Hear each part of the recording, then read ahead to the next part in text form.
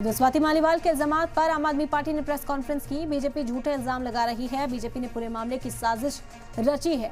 स्वाति ने security guards को धमकाया। साजिश के तहत स्वाति को बीजेपी ने भेजा है।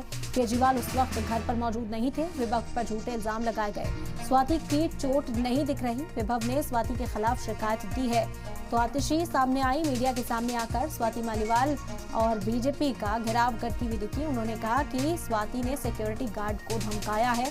साजिश के तहत स्वाति यहाँ इस प्लानिंग को करती दिख रही है।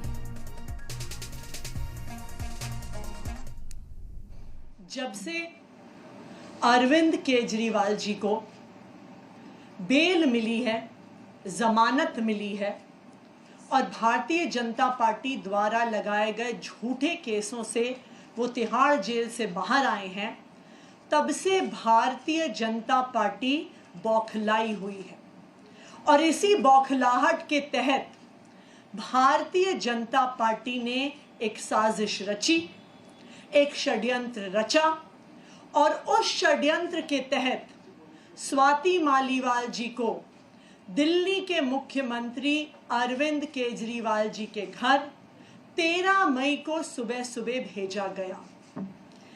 इस षड्यंत्र का इरादा था अरविंद केजरीवाल जी पर झूठे आरोप लगाना।